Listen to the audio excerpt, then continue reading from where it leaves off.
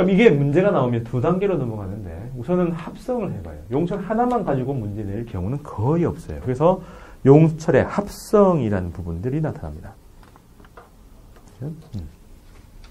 합성이라는 거는 그냥 계속 한 줄로 쭉 늘어놓는 게 있고 옆으로 놓아서 합치는 게 있어요. 이걸 갖다가 직렬 연결이라고 하고요. 이걸 병렬 연결이라고 합니다. 자, 앞에서 얘기했죠. 탄성력하고 장력하고 속성이 비슷하다고 했습니다. 한 줄에 고무줄로 봐봐요. 그럼 모든 점에서 한 가닥에서 힘의 크기가 다 같습니다.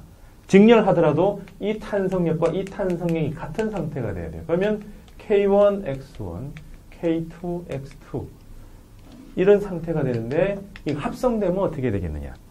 당연히 용철 늘어나면 어떻게요? 똑같은 힘 줬는데 여기 X 늘고 여기 X1 늘고 여기 X2 늘고 하면 두 개 늘어난 만큼 주는 거죠. 외부에서 준 힘은 똑같은데 여기도 늘고 여기도 늘었으니까 전체 합성은 더 많이 늘었겠죠. 그럼 하나만 있을 때 힘을 주면 조금만 늘었고요. 두 개 합쳐놓으면 더 많이 늘었습니다.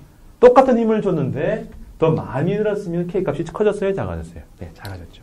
작아지는 합성법은 분의 1 합성법입니다. 그래서 K분의 1 하는 거는 K분의 1을 다 합성해서 그거라고 보죠. 그래서 분의 1 하니까는 작아지는 거죠. 이걸 저는 작아지는 합성법이라고 봅니다. 저항 같은 게 여기 나오죠. 저항은 어떻게 해야죠? 저항은 이렇게 되면 직렬이고 이렇게 병렬이죠. 그럼 이게 작아지는 합성법입니다. 그래서 다르죠. 용철은 직렬해서 작아지고 저항은 병렬해야 작아집니다. 둘 다 분의 1 합성법으로 넘어갑니다. 그럼 이거는요. 이걸 단위 길이 늘릴 때는 여기도 힘을 줘야 되고 여기도 힘을 또 다른 힘을 줘야 되죠. 이 둘을 합쳐야 전체 힘이죠. 따라서 똑같은 길이 늘리는데 하나보다 두 개, 두 개보다 세 개가 더 많아집니다. 작용하는 힘이. 그래서 커지는 합성법입니다. 커지는 것은 그냥 더해요.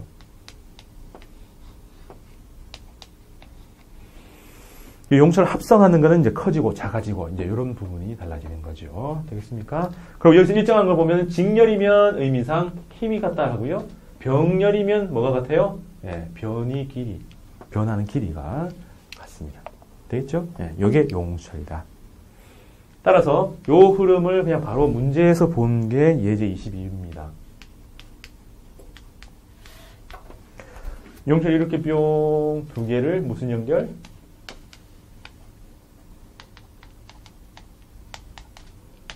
네.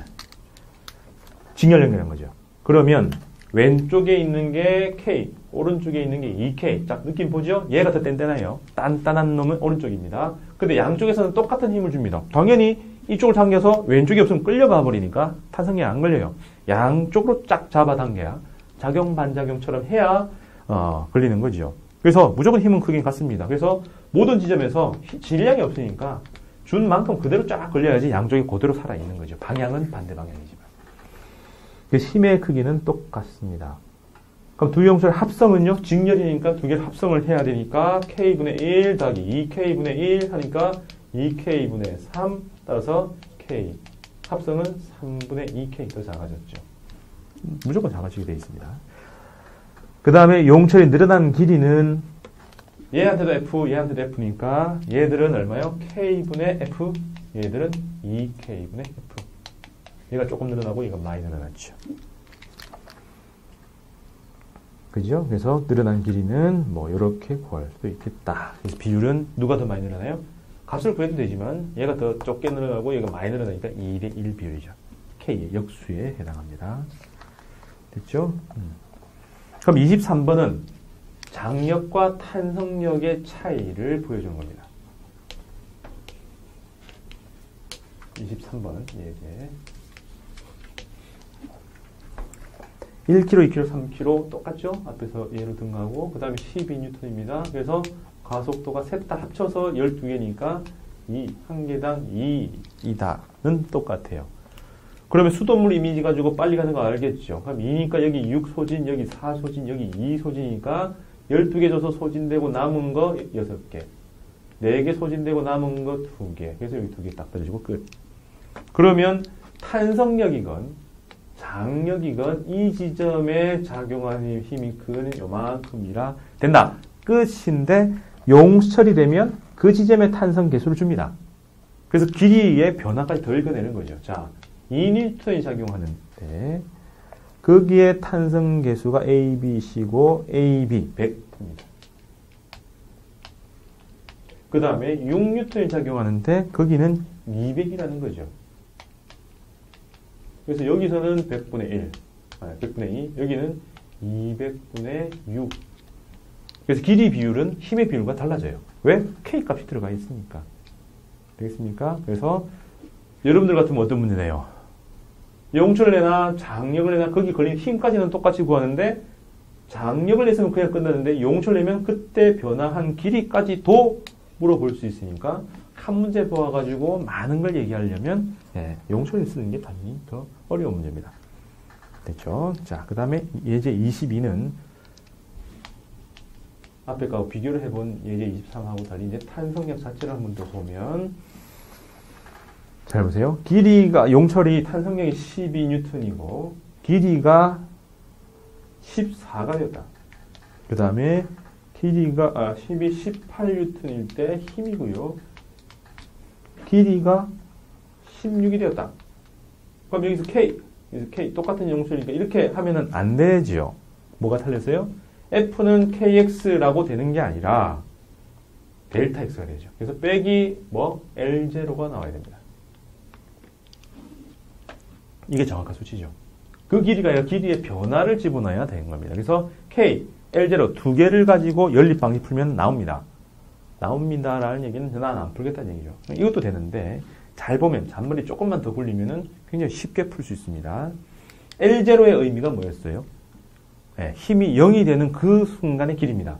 18, 12, 그 다음에 이게 몇 차이죠? 18에서 12니까 6 차이죠. 그러면 6, 그 다음에 빵 가면 요거에 딱딱딱 순서대로 가니까 16, 14, 12, 10 가면은 요 딱 세트가 나오죠. 힘이 없어지는 그 순간. 그래서 바로 그냥 L0가 나와요. 그죠?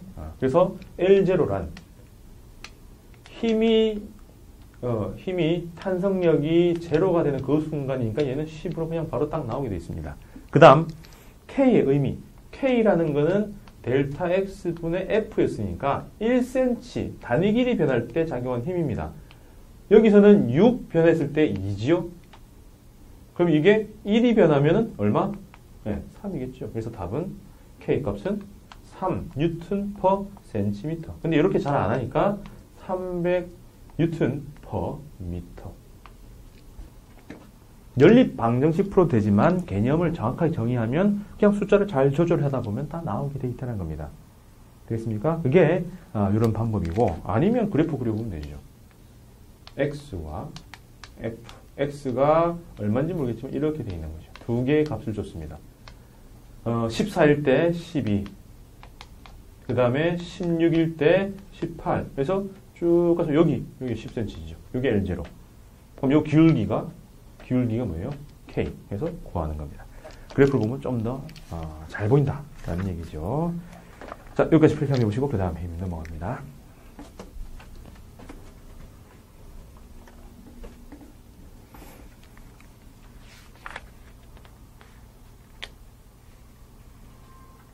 다 설명한 거네. 자, 그러면 그 다음 거 바로 넘어가면 공기장.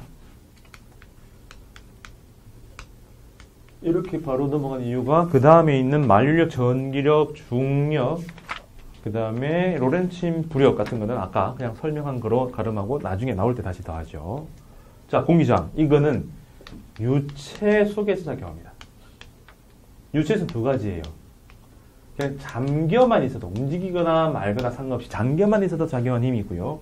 그 속에서 움직여야만 작용하는 것. 그건 뭐가 더 엄격한 거예요? 당연히 움직인다는 것은 잠겨 있어야 움직일 수 있는 거죠. 그래서 잠겨 있기만 해도 움직이건 안 움직이건 상관없이 작용하는 힘, 뭘? 부력이라고 부릅니다. 그럼 움직여야만 작용하는 힘을 여기서 말하는 저항력이라 불러요. 그 유체 중에 대표를 공기라 집어넣은 겁니다.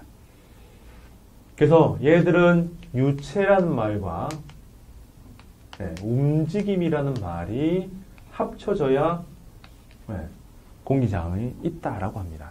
근데 그 크기는요, 명확하게 규정이 안 돼 있어서 어쨌든 그 움직임의 대표인 뭐예요? V죠. 또 나타났습니다.